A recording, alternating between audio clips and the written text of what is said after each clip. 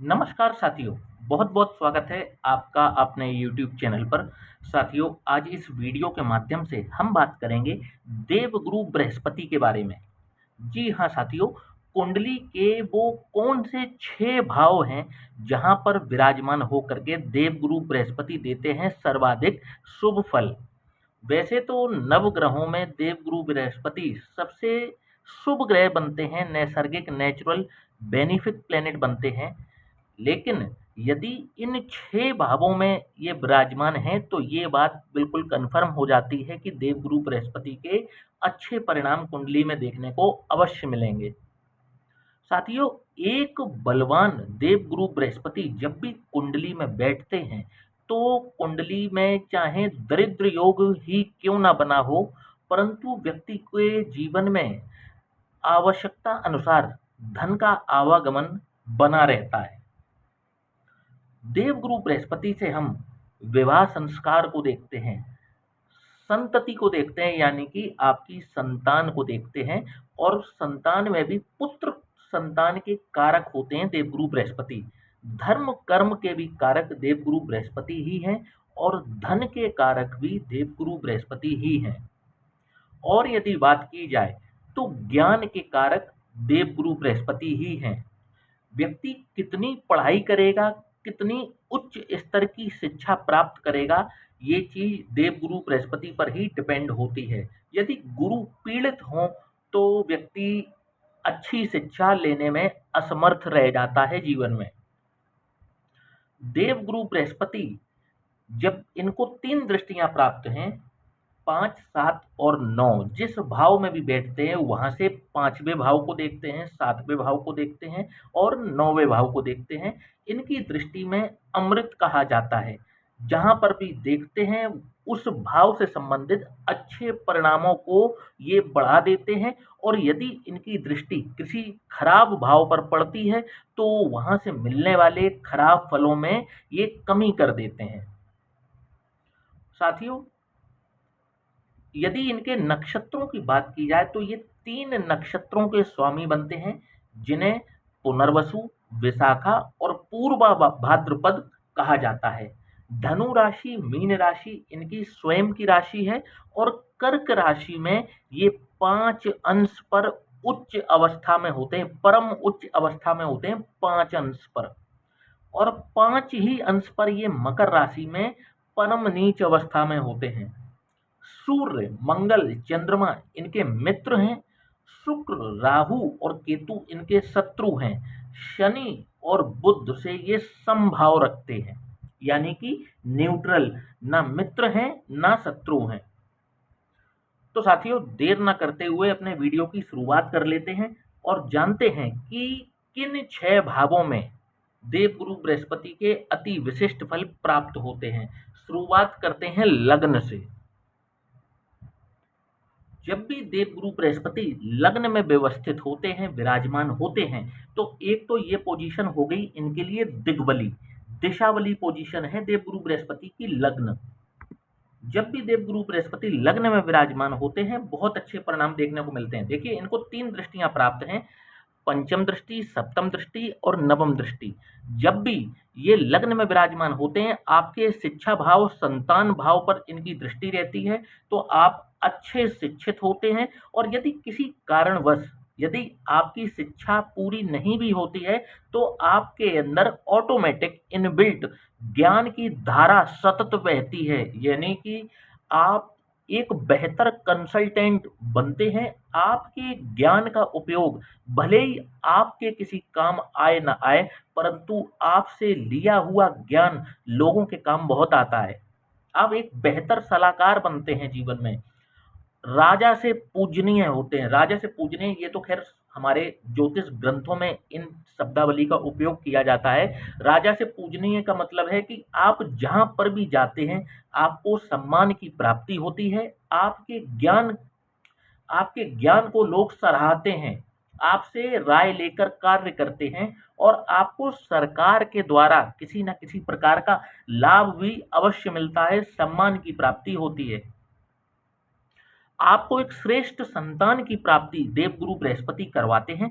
जब भी लग्न में ये दिग्बली होकर के बैठे हैं, अपनी ही राशि में बैठे हों, अपनी उच्च राशि में बैठे हों, पुत्र संतान की प्राप्ति भी आपको निश्चित रूप से करवाते हुए देखे जाते हैं। सप्तम भाव पर जब भी इनकी दृष्टि पड़ती है, आपको एक श्रेष्ठ जीवन साथी की प्राप्ति होती है और आपके जीवन साथी के जो आपसी संबंध हैं वो मधुर रहते हैं जीवन भर। और इनकी जब भी नवम दृष्टि आपके भाग्य भाव पर पड़ती है, तो समय समय पर जब भी आपको आपके भाग्य की जरूरत पड़ती है, आपका भाग्य हमेशा एक हाथ आगे आपका साथ देता है। धर्म कर्म में रुचि होती है ऐसे व्यक्ति की, और एक शुद्ध आचरण करने वाला, पवित्र आचरण करने वाला ऐसा व्यक्ति होता है। साथियों, बात करेंगे गुरु बृहस्पति जब भी द्वितीय भाव में विराजमान हो तो कैसे परिणाम दिखाएंगे। ये गुरु का पक्का घर है। जब भी देव गुरु बृहस्पति द्वितीय भाव में विराजमान होते हैं, ऐसे व्यक्ति के पास में पर्याप्त मात्रा में संपत्ति और धन, ये दोनों प्राप्त करवाते हैं देवगुरु बृहस्पति। ऐसा व्यक्ति वेल्थ क्रिएटर होता है, वेल्थ एक्युमुलेट करता है, अच्छी खासी, जिसे कहते हैं ना कि संपत्ति बनाना, ऐसा व्यक्ति संपत्ति बनाता है। जब भी देवगुरु बृहस्पति द्वितीय भाव में विराजमान होते हैं, ऐसे व्यक्तियों को अपने परिवार का पूरा साथ प्राप्त होता है और इनके अपने परिवारीजनों से बहुत अच्छे तालमेल भी होते हैं और वे इनका समय समय पर साथ भी देते हैं। परंतु जब भी देवगुरु बृहस्पति द्वितीय भाव में विराजमान होते हैं, तो ऐसे व्यक्ति को 30 वर्ष की आयु के पश्चात मोटापे का शिकार होना पड़ता है और यही मोटापा इनसे इनकी संतान को भी प्राप्त होता है हेरिडिटी में। द्वितीय भाव में जब भी देवगुरु बृहस्पति विराजमान होते हैं, तो ऐसा व्यक्ति उच्च शिक्षित होता है और सभी प्रकार के सुखों को भोगता है जीवन में। ऐसा व्यक्ति, क्योंकि देवगुरु बृहस्पति की सप्तम दृष्टि अष्टम भाव पर पड़ रही होती है, तो ऐसे व्यक्ति को आध्यात्मिक ज्ञान बहुत उच्च स्तर का होता है, या यूं कहें कि ऐसा व्यक्ति आध्यात्मिक ऊंचाइयों को अवश्य छूता है। साथियों, बात करेंगे गुरु बृहस्पति जब भी पंचम भाव में विराजमान हो तो कैसा परिणाम दिखाएंगे। पंचम भाव आपकी शिक्षा का भाव है। जब भी देवगुरु बृहस्पति पंचम भाव में विराजमान होते हैं, तो ऐसे व्यक्ति का जो शिक्षा है वो उच्च स्तर की होती है।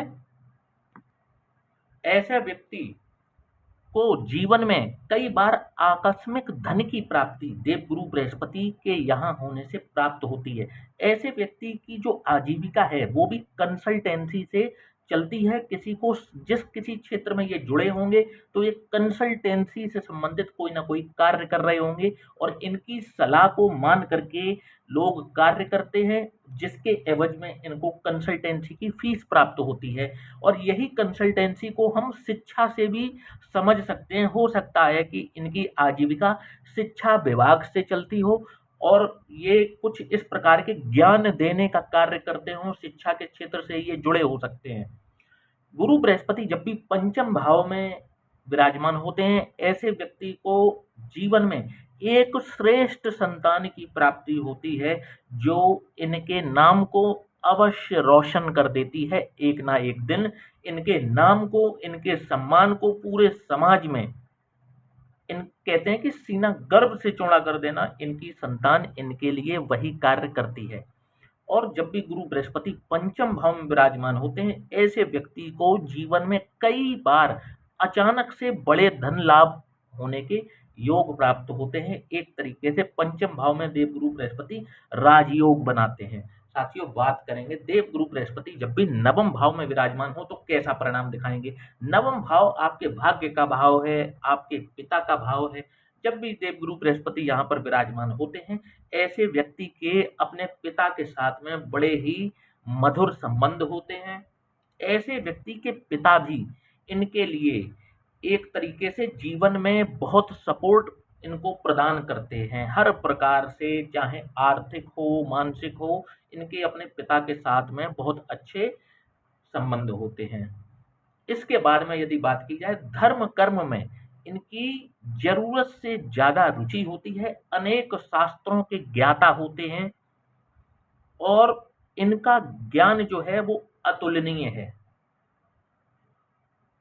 इनकी पंचम दृष्टि लग्न पर पड़ती है, ऐसा व्यक्ति भरोसे लायक होता है, भरोसेमंद होता है, पवित्र आचरण करने वाला होता है और सबका भला चाहने वाला होता है। बड़े ही इनकी जो प्रकृति है वो बड़ी ही सौम्य होती है। गुरु जब भी नवम भाव में हो, ऐसे व्यक्ति को राजयोग की प्राप्ति होती है और ऐसा व्यक्ति यदि सरकारी नौकरी में प्रयास करता है तो थोड़े ही प्रयास में इनको सरकारी नौकरी की प्राप्ति बड़े ही आसानी से हो जाती है।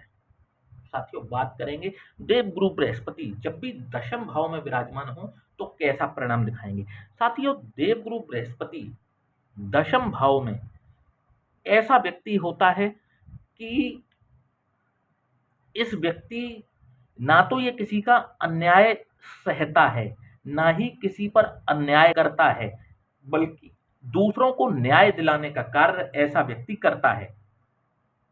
क्योंकि ये शनि देव का पक्का घर है दशम भाव, इस वजह से यहाँ पर व्यक्ति को सलाह दी जाती है कि जरूरत से ज्यादा सीधापन यदि व्यक्ति करता है तो यहाँ पर देवगुरु बृहस्पति बहुत अच्छे परिणाम नहीं दे पाते।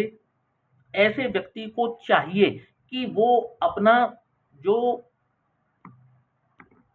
स्वभाव है वो इस प्रकार का होना चाहिए कि जैसे नहीं, बिल्कुल व्यक्ति ड्यू डिलिजेंस से काम करता है, या यूं कहें कि आंख और कान ऐसे व्यक्ति के बहुत ही खुले होने चाहिए किसी के साथ में डीलिंग करते वक्त। क्योंकि देखिए, जब भी दशम भाव में गुरु बृहस्पति विराजमान होते हैं, ऐसा व्यक्ति अपने काम काज को छोड़कर भी दूसरों की सहायता करने के लिए भाग देता है, जो कि इनकी अपनी पर्सनल ग्रोथ के लिए अच्छा नहीं है।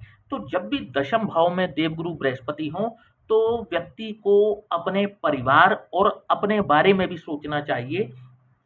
साथ ही साथ लोगों का भला करिए, कोई दिक्कत वाली बात नहीं है, परंतु आप अपने ऊपर भी ध्यान दें, अपने परिवार के ऊपर भी ध्यान दें। तो यहाँ पर देवगुरु बृहस्पति के अच्छे परिणाम देखने को मिलते हैं। और व्यक्ति को थोड़ा सा चतुर चालाक होना भी चाहिए जब भी गुरु किसी के दशम भाव में हो, क्योंकि यहाँ पर ये शनि देव का पक्का घर है और शनि देव जो है बहुत ही एक्टिव हैं, चतुर हैं, चालाक हैं। तो जब तक गुरु यहाँ पर विराजमान है, ऐसे व्यक्ति को भी कुछ इसी प्रकार का स्वभाव अपनाने की जरूरत है। जब तक व्यक्ति बहुत ज्यादा सीधा बना रहेगा, यहाँ पर दुनिया ऐसे व्यक्ति को छलती रहती है।